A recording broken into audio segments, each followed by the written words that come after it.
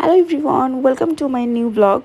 আজকের ব্লগে আমি তোমাদের সাথে শেয়ার করব আমরা যে পিকনিকে গেছিলাম সেখানে গিয়ে কি করেছি, কি খেয়েছি আর কি মজা করেছি। তো ফার্স্টেই আমি বলে নিচ্ছি, আমরা পিকনিকে গেছিলাম মানিকগঞ্জের সারান রিসোর্টে। ঘুম থেকে খুব সকালে উঠতে হয়েছিল, তো ক্লিপগুলো একদমই নেওয়া হয় নাই। আর যে অনেক ক্ষুধার্ত ছিলাম তো খেয়ে নিয়েছিলাম। খাওয়া দাওয়া শেষ করে এই যে বেবিদের যে পার্ক থাকে খেলার জন্য, ওখানে গিয়ে আমরা সবাই মিলে দোল খেয়ে নিচ্ছিলাম একটু একটু করে। তারপরে আমি এক সাইডে বসে আর লিজা এক সাইডে বসে অনেক জোরে জোরে দোল খাচ্ছিলাম। তারপর চলে গেছিলাম সুইমিং পুলে। আমি ভেবেছিলাম সুইমিং পুলে কেউ নাই, পরে যেয়ে দেখি আল্লাহ, মানে সব পিকনিকে সব মানুষ বুঝি সুইমিং পুলেই বসে আছে, এমন একটা অবস্থা। সুইমিং করার জন্য আমি এক্সট্রা ড্রেস নিয়ে আসছিলাম, কিন্তু এখানকার অবস্থা দেখে মনে হচ্ছিল যে যেখানে ছবি তোলার কোনো প্লেস নেই সেখানে আমি কিভাবে এত মানুষের সামনে সুইমিং করব। সো আর সুইমিং করি নাই। তারপরে এই সাইডে যেখানে অনুষ্ঠান হচ্ছিল সেখানে এসে বসেছিলাম, বসে বসে একটু টিকটক করছিলাম। তারপরে তো আমার সাথে দেখা হলো ফয়সাল ভাইয়ের মেয়ের। তো ফয়সাল ভাইয়ের মেয়ের সাথে আমি একটু খুনসুটি করছিলাম, ও আমাকে অনেক টাইম দিচ্ছিল, আমার সাথে অনেক মজা করতেছিল। আর এই যে আমাদের প্রেম কুমার ওয়াইসি প্রেম করতেছিল, তোকে আমি একটু হাই বললাম, তো আমার দিকে ঘুরে তাকাইলো। তারপরে চলে গেছিলাম যেখানে লাঞ্চের ব্যবস্থা ছিল ওইখানে গিয়ে দেখলাম যে মাঠের ছেলেরা সবাই ক্রিকেট খেলছে। আর সবাই এখানে বসে বসে দেখতেছে, যেহেতু আমার ক্রিকেট পছন্দ না, তো আমি ক্রিকেট খেলা দেখছিলাম না। আর এই পাশে আমার ফ্রেন্ডরা সবাই অনেক মজা করতেছিল, আমাকে দেখলেই তারা নাচতে শুরু করে দেয়। ফয়সাল ভাইয়ের মেয়েও নাচছিল। তো আমি প্রচণ্ড চা লাভার, কফি লাভার, আমার তো খেতেই হবে। আমি সকালে ব্রেকফাস্ট করেছি কিন্তু চা খাওয়া হয় নাই। তো এখানে চা ছিল না, কফি ছিল। প্রতি কাপ হচ্ছে 30 টাকা করে ছিল। তো আমি নিয়ে গেছি, যাওয়ার পরে দেখি চিনি কম, তো আমি আবার আসছিলাম চিনি, এক্সট্রা চিনি মিক্স করার জন্য।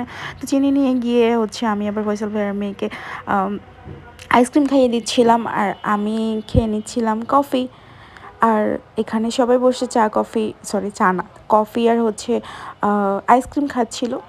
এই যে নিশাত আপু আইসক্রিম খাচ্ছে, তারপরে আমি আইসক্রিম খাইলাম। খাওয়ার পরে লাঞ্চের জন্য বললো, আর আমরা লাইনে দাঁড়িয়ে গেলাম। আমার ফার্স্টেই দাঁড়িয়েছিলাম, যার কারণে বেশিক্ষণ দাঁড়াতে হয় নাই। আর মাথার উপর তো ছাতা ছিল, এই জন্য রোদ লাগছিল না, একটু কষ্টও হয় নাই।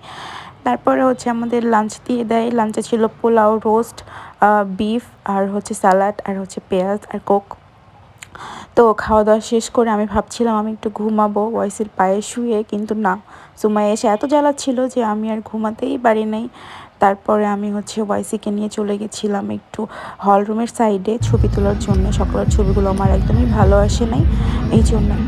তারপরে এই সাইড দিয়ে দেখি যে আরেকটা সুন্দর জায়গা ছিল পুকুরের মতো, যেখানে বসে হচ্ছে রিন্তি পলাশের মেয়েকে কি বলে এটাকে মেকআপ করা ছিল। এই মেয়েটা এত দুষ্টু ভাই, এই শুধু দৌড় দেয়, এ এত দৌড়ায় সারাদিন, এর পিছনে দৌড়াতে দৌড়াতে রিন্থির সারাদিন কেটে গেছে। তারপর আমরা চলে আসছিলাম বড়ইয়ের বাগানের এই সাইডে। বড়ইয়ের বাগানে বড়ই ধরে আছে, আর আমি বড়ই পেরে খাবো না, এটা কি হয়? তো আমি লাফ দিয়ে হচ্ছে বড়ই পেরে তারপরে হচ্ছে বড়ই খাচ্ছিলাম। তারপরে আমরা হচ্ছে কানামাছি খেলে নিয়েছিলাম একটু। আর ওখানে যেহেতু ওটা সুইমিং পুলের পাশে ছিল, তো গানও ছাড়া ছিল, তো আমরা গানে নাচছিলাম একটু একটু করে, আর হচ্ছে খেলছিলাম। বেস্ট টাইম ছিল, মানে পুরো পিকনিক স্পটে আমরা যত মজা করছি তার মধ্যে এই যে আমরা খেলছি জুতো চুরি, তারপরে হচ্ছে ঘোরাঘুরি, তারপরে হচ্ছে কি বলে এটাকে কানামাছি, এইগুলো, তারপরে মজা, চিল্লাচিল্লি, ঝগড়া, এত বেশি মজা ছিল। আমার জাস্ট মনে হচ্ছিল যে আমি ছোটোবেলায় চলে গেছি, কিন্তু কি আর করব, ভাবলাম যে আর একটু রিফ্রেশমেন্টের জন্য, ছবি তোলার জন্য একটা ড্রেস চেঞ্জ করে নিই। তো আমি একটা ড্রেস চেঞ্জ করে নিয়েছিলাম, যেহেতু আমি এক্সট্রা ড্রেস নিয়ে গেছিলাম কষ্ট করে। তো চেঞ্জ করেছিলাম, বাট আর ছবি তোলা হয় নাই, কারণ হচ্ছে সাংস্কৃতিক অনুষ্ঠান শুরু হয়ে গেছিলো হল রুমে। তো আমরা ওখানে চলে গেছিলাম। তো আমাদের বিকালে নাস্তা দিয়েছিল হচ্ছে বড়ই, আপেল আর একটা পেয়ারা। তো আমি বড়ই খাচ্ছিলাম আর গান শুনতেছিলাম। এত বোরিং ছিল গানগুলো শুনতে, তারপরও মানে মজা করতেছিলাম, জোর করে মজা করতেছিলাম, এরকম একটা অবস্থা।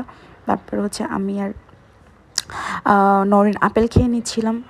আসলেই হয়তো অনেক ক্ষুধার্ত ছিলাম, চিল্লায় চিল্লায় এই জন্য বারবার খাচ্ছিলাম। তারপরে নাচ দেখতে দেখতে রাত হয়ে যায়। তো আমি মানে রিসোর্ট থেকে বের হওয়ার যে রাস্তাটার এদিকে আসি, আল্লাহ, এই জায়গাটা রাতের বেলা আরও বেশি সুন্দর লাগছিল। এত বেশি সুন্দর লাগছিল এই জায়গাটা, মনে হচ্ছিল যে এখানে রাতটা থেকেই যাই। যাই হোক, আর থাকা হয় নাই। তো আমরা সবাই বের হয়ে যাই বাসায় আসার জন্য। তখন অলমোস্ট 8:30 না 9টা মতো বেজে গেছে। তারপরে হচ্ছে আমি বাসে উঠেই একটা ঘুম দেই, এক ঘুমে আমি হচ্ছে মিরপুরে চলে আসি মানিকগঞ্জ থেকে।